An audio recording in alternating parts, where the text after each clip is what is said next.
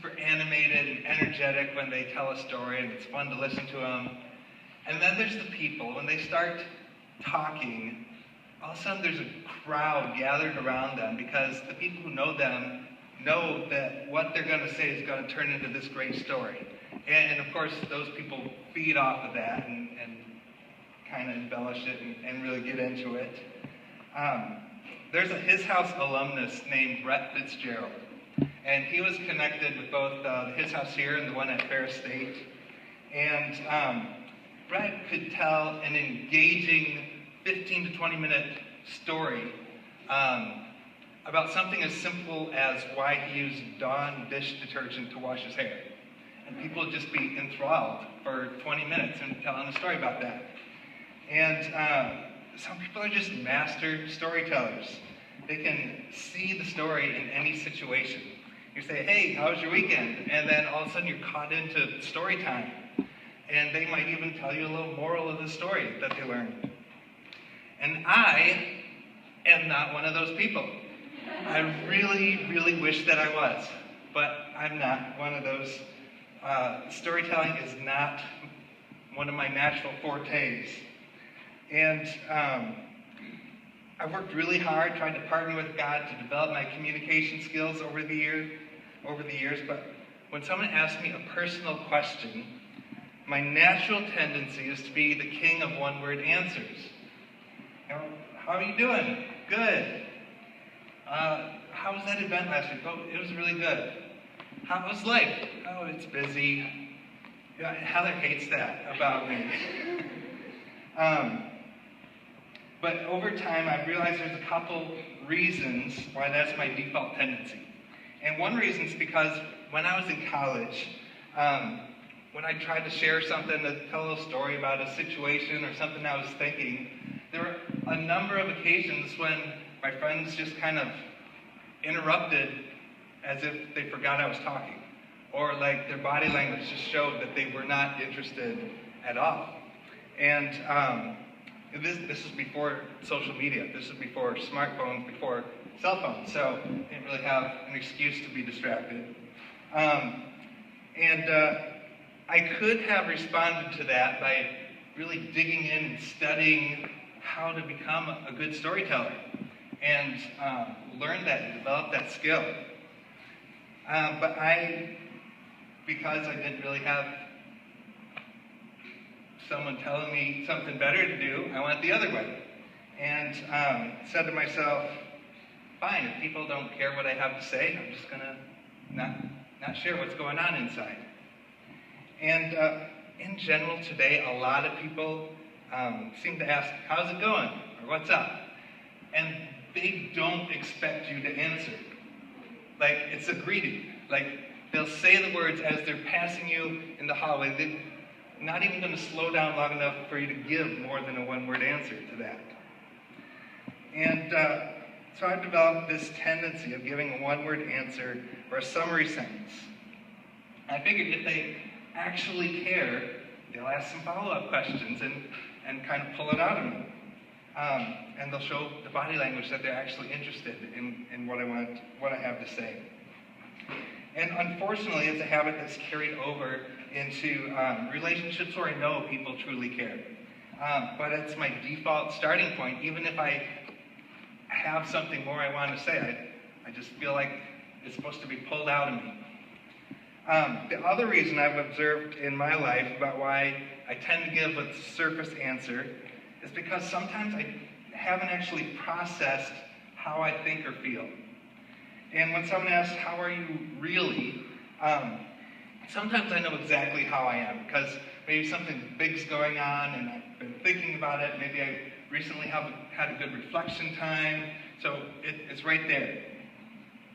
I know where I could go with that answer if they seemed interested in it. But sometimes when people ask me a personal question, my first thought is, I don't know, how do I feel about that? What do I think about that? And some of the girls here might not be able to relate to that whatsoever, and that's okay. But if there's nothing that's forced me to reflect about what's going on, and if I haven't put in the discipline of reflection. If you really want an answer, you're going to have to pull it out of me with some questions. Help me process it along the way. So maybe you can relate to my tendencies for whatever reason, or maybe you're one of those awesome storytellers, or maybe someone who's just naturally gifted at personal communication. And if you've ever wondered why some people tend to stop short with a surface answer, maybe you thought they were trying to push you away or just keep their distance, they didn't want to share, but it's not necessarily that being the reason for that. So wherever we fall on that scale of the receiving side of being asked to communicate, we're going to look at a proverb from the Bible tonight that's going to challenge us on the implementing end of that. So last week we started a new series called Proverbs, Powerful Expressions of Truth. And our message for tonight is called Deep Waters. Deep Waters. So let's look at our theme verse for tonight. Please open a Bible to Proverbs 20. You can open a paper Bible or a Bible app. If you don't have either of those handy, you can grab a Bible from the middle aisle. If you don't have one, you can keep that Bible.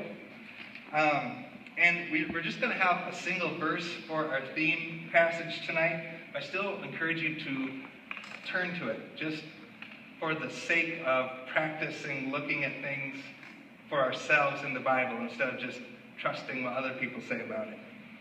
And even if I read it before you get there, go ahead and keep following through to get that practice of finding it. So Proverbs chapter 20, Proverbs is just past the middle of the Bible, right after Psalms. Proverbs 20, verse 5. I read it from the ESV.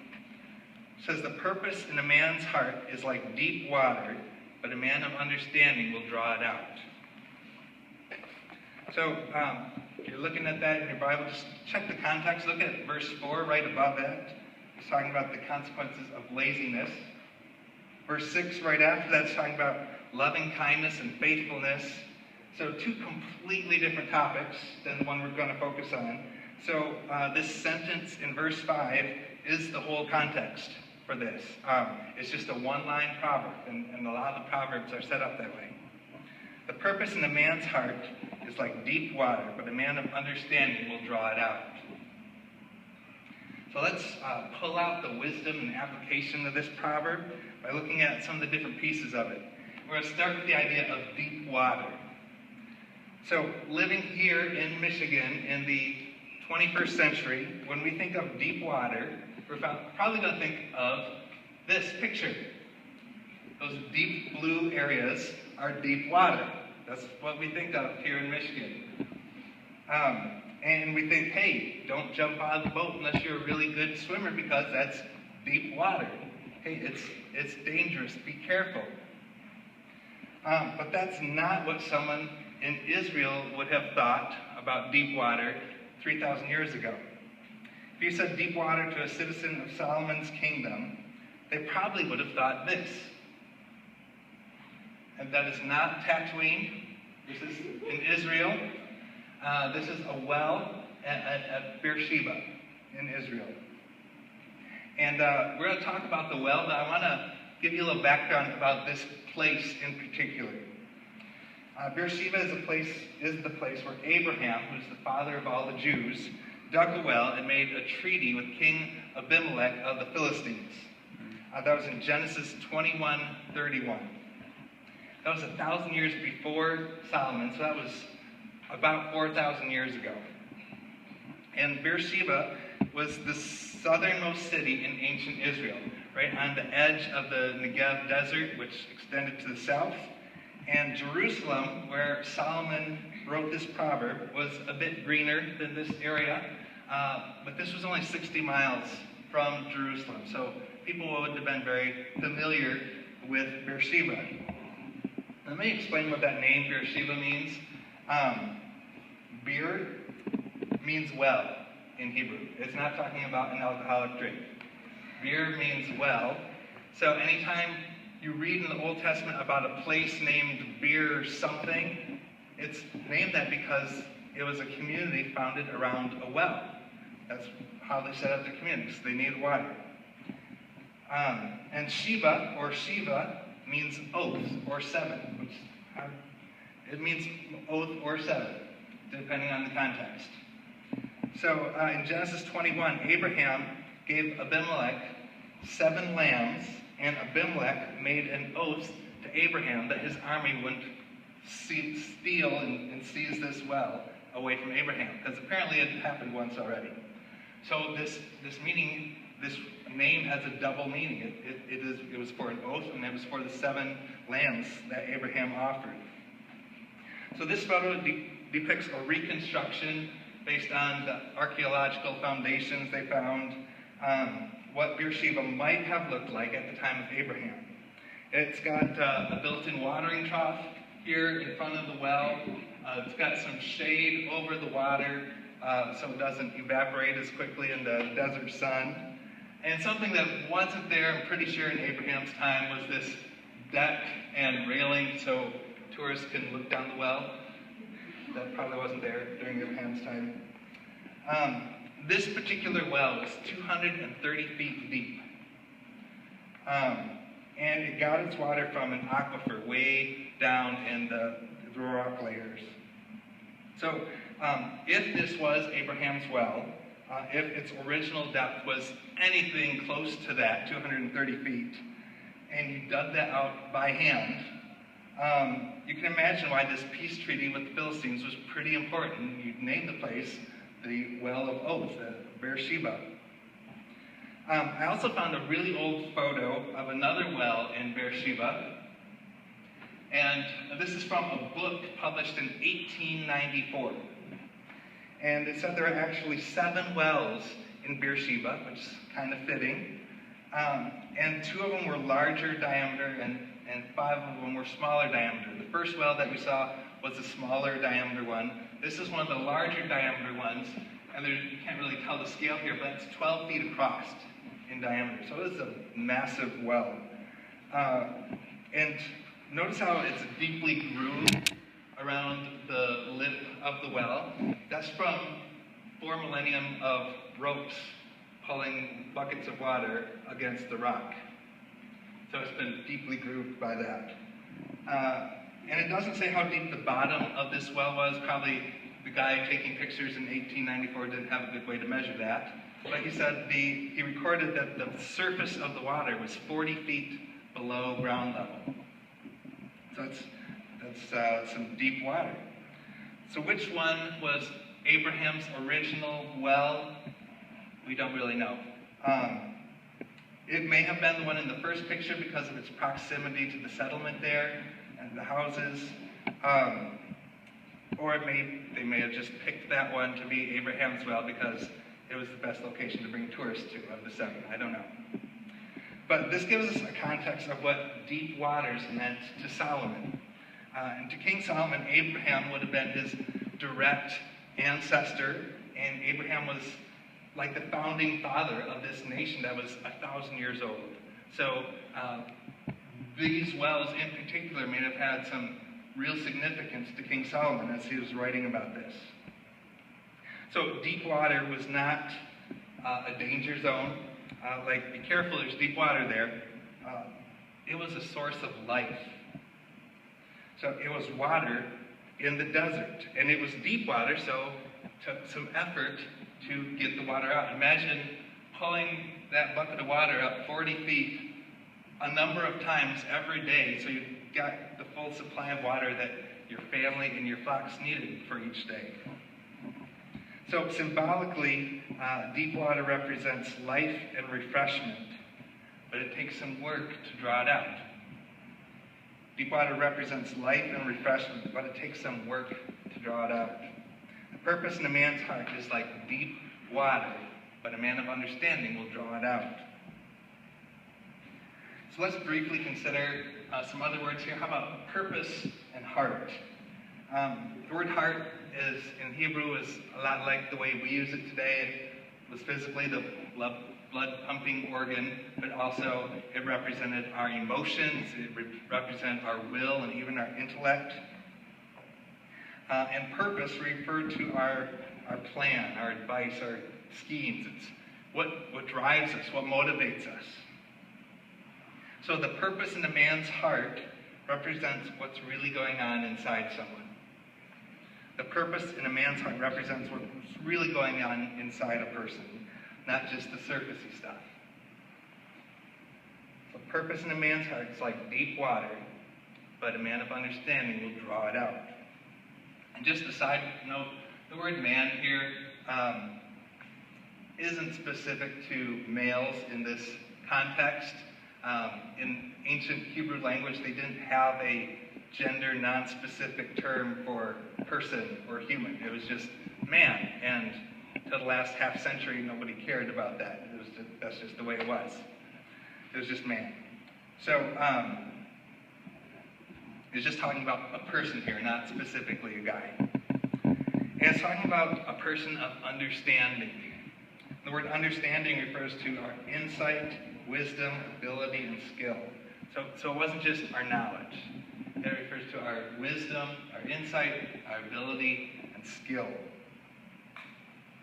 So a person of understanding, a person who has the wisdom and insight, can apply their ability and develop their skill to do this. And what are they doing? They're drawing out those deeper thoughts and emotions from another person.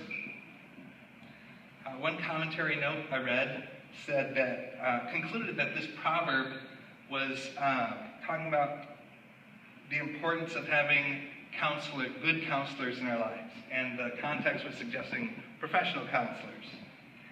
And honestly, I think that's a really poor application of this proverb. Not that professional counseling is bad in any way. It's really good. It's really helpful. Those counselors are trained and skilled to draw out those really deep things. It's just that that's not what this proverb is talking about. So look at it again, that proverb. As it reads, the point of this proverb isn't to persuade the man in the first line to go seek counsel, right? That's not what it's talking about. It's talking about challenging the reader to become the person of understanding in the second line. Most of Solomon's proverbs are like that they call us to, we want to be like this one part of the proverb, or we want to not be like this other proverb. Like it's talking about the wise, I want to become wise. It's talking about a fool, I don't want to do that. So the Proverbs kind of invite us in to them. So Solomon is challenging each of us to develop the insight and skill to draw realness out of the people around me. If you're taking notes, you can put a box around this one. Solomon is challenging me to develop the insight and skill to draw realness out of the people around me. The purpose of a man's heart is deep waters, but a man of understanding will draw it out. If we have insight to look for it, we can develop the skill to apply it. Why? Why did Solomon ask us to do this? Why did he challenge us in this way? So we can play psychology games with people, see if we can get them to open up. That's not why. He did it. Here's why. Just like working to draw water out of a deep well in the desert, when we draw realness out of people, it brings life into our relationships. When we draw realness out of people, it brings life into our relationships. And the purpose of a man's heart is deep waters, but a man of understanding will draw it out. When we draw out that deep water, it brings life. There will be a level of closeness in the relationship that wasn't there before. And it's especially valuable if it's reciprocated. It makes it a two-way relationship. It becomes a win-win instead of a win or a win. It becomes two-way when we reciprocate it. And we actually applied this in kind of an introductory way on Sunday night in the freshman life group with Life Talks. That's what we call them. And the idea of Life Talks started this past summer with some bonfires at the duplex. Basically, you give your attention to one person in a small group and go with the premise of how are you doing really? And then you let them talk. And the others in the circle just kind of rely on the Holy Spirit to keep asking questions that line up with that. Find out how the person's really doing. And you keep the focus on that person until everybody feels satisfied that you've gotten to know how they're really doing. Then you move on to the next person and kind of around until everybody's had the opportunity to do that. And we did that on Sunday, though. When we did that, it was just a taste of that. We kind of had a big group and not a whole lot of time, so it was just an introduction. But we still got to know some deeper things about the people who were there. And it just kind of happens naturally that if one person's really dealing with some deep issues, you just kind of stay there for a while and show care to that person. Show God's love by caring. And this can happen in a small group of people. It can happen one-on-one. You can call it a life talk. You don't have to call it a life talk. But the point is to be intentional about drawing realness out of our relationships. It brings life. It transforms acquaintances into friendships. It transforms friends into close friends. It can transform close friends into best friends when we're real with one another. So how do I do this? How do I draw out realness from the people around me? Ask questions to get at how the person really is. It's really basically all there is to it. Ask questions that get to how the person really is and show interest and care. Show your body language. Some people seem to be naturals at this, like Heather does. But others of us can develop it. When we just start with that basic idea, how are you doing really? And we have no other agenda than asking follow-up questions until we find the answer to that question. How are you doing really? So we can show attentive, active listening. So stay off your phone. Don't be looking at the clock. Don't turn it into a story about yourself, myself. Then we just keep asking those follow-up questions until we feel like we've arrived there. What kind of questions do I ask? I've never really tried that before. Well, that's the skill part that we need to develop in our lives. And you just stick to that theme. How are you really doing? And try not to ask questions that invite a one-word answer. Ask questions that need a little more explanation, or ask follow-up questions to that. And you might develop our skill in that by listening to questions other people ask. It might be an intentional life talk time. It might just be like the lunch fellowship that we're starting up, or just a normal conversation. Some people are really good at asking deep questions, and if that's not natural for you, you can start a little list of what are some good conversation starters of real questions that can get to know people better. So, you tell me, what if we as a community started to apply this? What would happen? I'm going to ask for like a few people, a one-word answer, maybe a sentence answer. What would happen if we started to apply this on a group scale? Growth. Unity.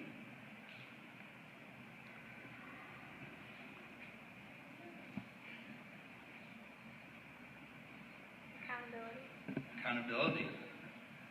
All good things that would happen.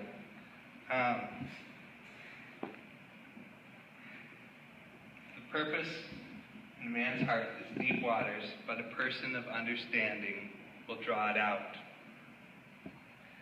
So whether you're a super senior who's been connected with his house your entire college career, whether tonight is your first time at his house, would you join me in seeking to apply this and drawing out realness from the people around us? So here's my specific challenge for tonight. This week, look for the opportunity to draw realness from one person who's here tonight. If you don't know anyone here tonight, meet someone before you go and set something up. You can ask roommates or other people too, but it's a good starting point because everybody knows what's going on. But look for one opportunity this week and then go from there, see where God takes that. Let me pray.